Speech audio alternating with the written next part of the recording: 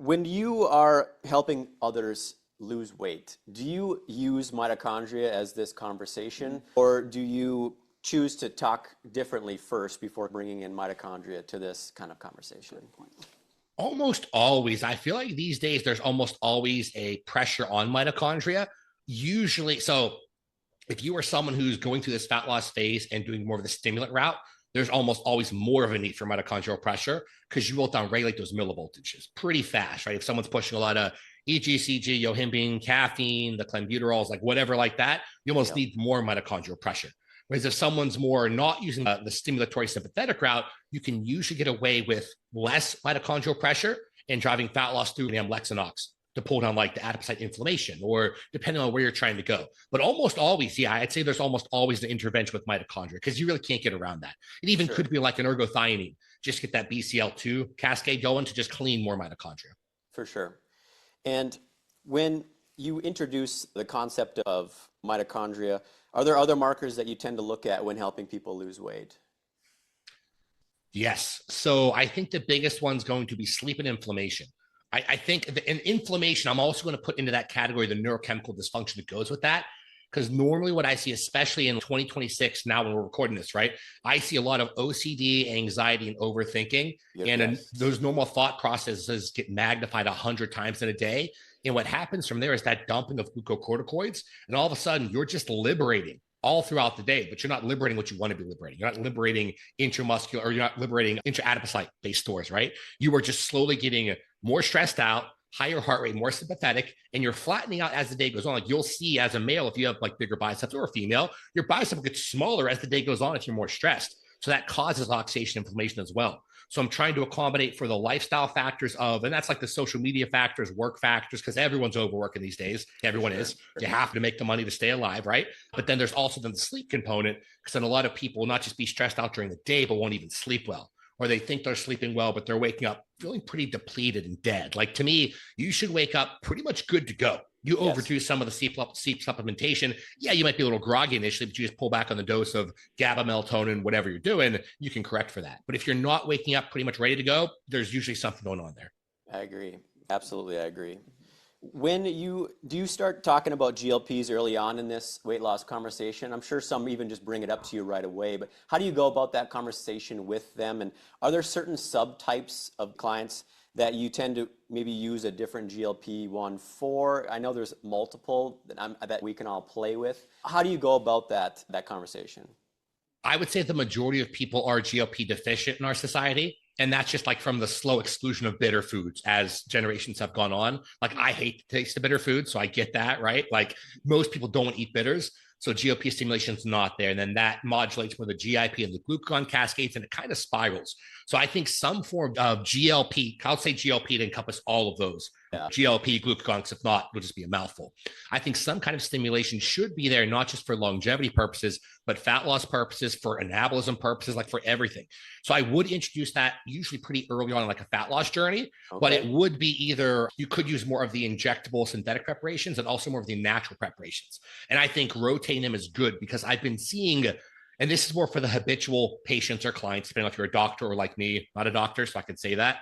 If you have those individuals who are overutilizing GLPs, right? Dosages go up way too high and they stay there for too long. You start atrophying a lot of centers in the brain that deal with willpower. So you see a lot of atrophy of the prefrontal cortex, and all of a sudden, people not just lose willpower with the diet if they come off, but their day-to-day life. They won't find sex as pleasurable anymore. They will not find like the need to get up and do extra for their kids. I've seen it spilling over into everything because these cortical regions are just slowly atrophying. So you normally get that from abuse or dose, which is technically abuse. So as long as you're not abusing these GLP drugs, then you're more than fine. I do see the receptor decay. So not desensitization, but usually after 12 to 20 weeks, it's more like a decaying effect, right? Because as you go up in dose, it doesn't always help. If it was desensitization, that would generally fix the problem. I also think it has to be more of a decay problem because we can usually bring in like a bolus amount of exosomes and it'll fix the problem overnight, or a bolus amount of SS31 and it'll fix the problem almost overnight. So to me, I only see those as like the healing agents. So it makes sense this is more of a receptor decay problem versus like a desensitization issue.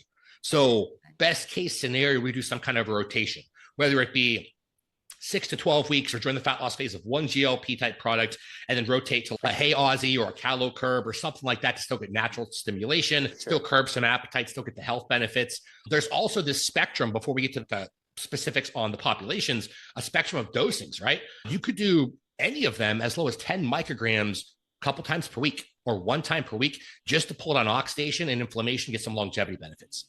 You then also have the opposite end of the spectrum where you can slowly work it up or work it up right out of the gate to get more of the appetite suppression, downregulation of gut motility, even more changes to like neurochemistry, because you can use them as a faux nootropic aid as well, because you're improving brain-based insulin sensitivity. So you have this massive range of 10 micrograms to like some people 5 or 6 milligrams, right? Of Semaglutide, Tirzepatide, or Retatrutide. I'm not a fan of going above 5 milligrams. People have done it. They do it. I have a couple people doing that now because they won't do any other way. But the goal long-term, we work that down, rotate it out, and slowly undulate it. One more thing, sorry if I'm going too in-depth on this, is the frequency of application. Thank you. I am not a fan of using half-lives, because if you look at pharmacokinetic and dynamic principles, you're looking more at non-genomic and genomic actions. So what's happening the picosecond you inject or take any drug or supplement, and then the changes to the genome and epigenetics over time. So those are independent of half-lives. So you can take Semaglutide, for example, on Monday, and a lot of people by Thursday, Friday, you start to get a little bit hungry, or you start to feel more inflammation, things build up. And we've seen that time and time again. So it does change on the person and the dose. But if you're starting off at one time per week, you might have to work that up to microdose daily or Monday, Wednesday, Friday, or whatever dosing paradigm works for you. That's more coming down to the enzymatic makeup of the person. So we'll all cleave and dismantle these compounds differently. So you're trying to gauge it. You're also trying to see what the goal is, right? If you're trying to manage hunger, the microdoses work really well, because if you bolus it on Monday, you won't eat anything for 4 days. You'll lose a decent amount of muscular fullness and you're withered away. And then you'll be starving the next 3 days of the week. Versus if you're trying to use it for longevity purpose, you could also do it one shot for every 2 weeks. So only 2 shots per month, because you're only trying to pull down inflammation, let it rise, pull it back down again, because you don't care about the appetite suppression. So frequency also is pretty variable. To answer your other question about population, that one is pretty cool. So I still find Semaglutide as being one of the better ones to pull down inflammation and help anything in terms of a binge eating disorder, alcohol abuse, any kind of drug addiction, abuse, and withdrawal. Semaglutide is still winning. It modulates that cocaine and amphetamine receptor, I think, better than the others. And it could be the overriding principles of a GIP or glucagon component, but Semaglutide still wins out for that. If you are trying to get the maximal amount of body composition benefits, I see that really going over for Retatrutide. The problem with Reta is for not everyone, but certain people get that increase in heart rates. They will get, it will drive hunger, that glucagon aspect of storing more amino acids intramuscular. You'll get hungry. So you'll recomp on it. You'll be eating more food, but you'll be getting leaner and getting more muscle. So you have these like two spectrums of more Semaglutide, like baseline health, more Retatrutide, some health, more body composition. I've always found Tirzepatide, because of the GLP component, but not the glucagon, that's right in the middle. It's like a little bit of health, a little bit of muscle gain, some fat loss, but it does a little bit of both, and it's pretty well tolerated. So I think it exists on that spectrum, and they can all still use the others, but it usually falls in that range.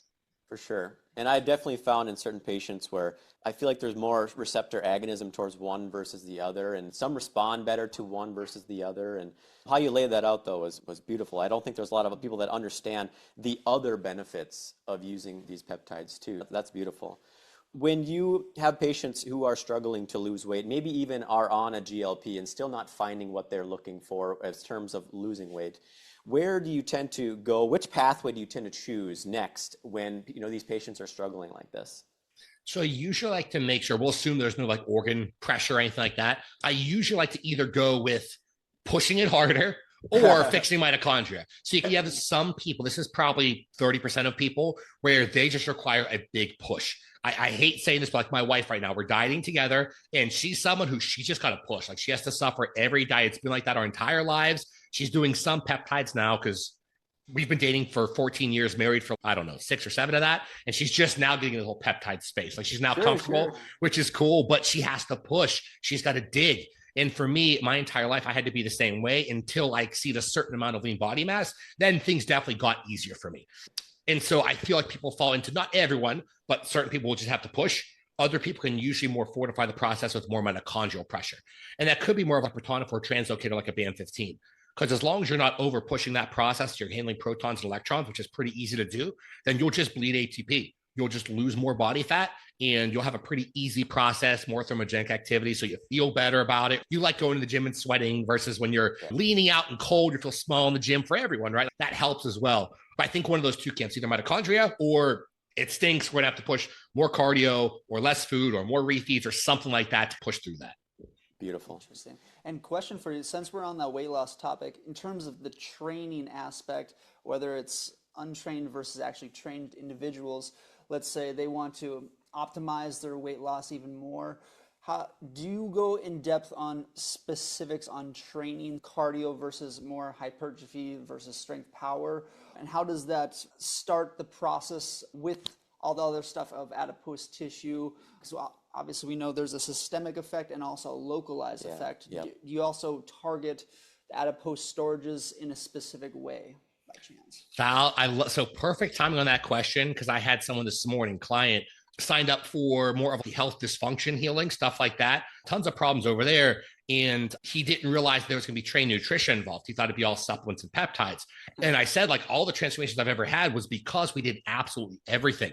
And when I say that, it doesn't mean you have to be like a bodybuilder in the gym or a powerlifter, but there has to be something energetically, right? That's the basis and foundation. So to answer that question, that range, that spectrum of populations of clients and patients and things like that, right? If you are trying to push hypertrophy maximally over here, then you're then bleeding over to the hybrid athlete for longevity over here.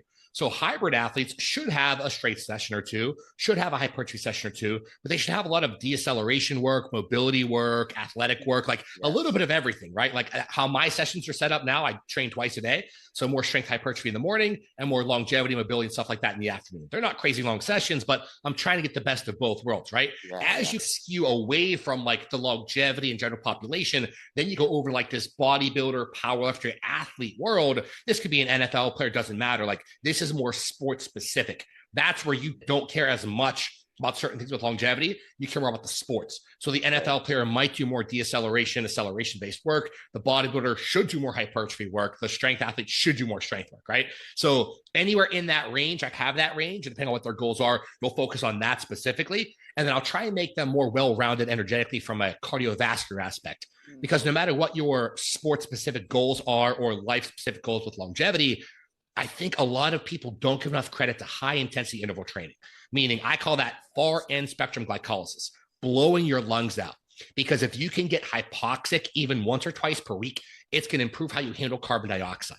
So if you improve how you handle carbon dioxide, you literally will not be able to slip protons and electrons. So everything we talked about beforehand about causing inflammation, oxidation, overdriving mitochondria, the better you are at handling carbon dioxide, which you get from getting hypoxic, the better you can handle everything. So you'll dismantle drugs faster, peptides faster, and better and more efficiently. You respond better to your supplementation.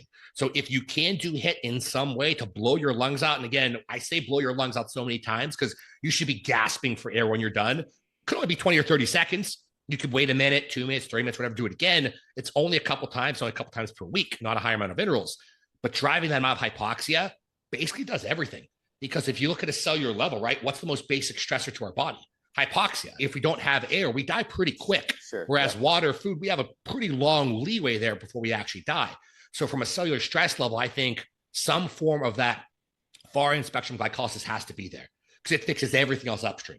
So you're picking it based on the demographic population, and then everyone's doing some kind of like PBO walks outside, and then some kind of a HIIT-based work and something like that. Yeah.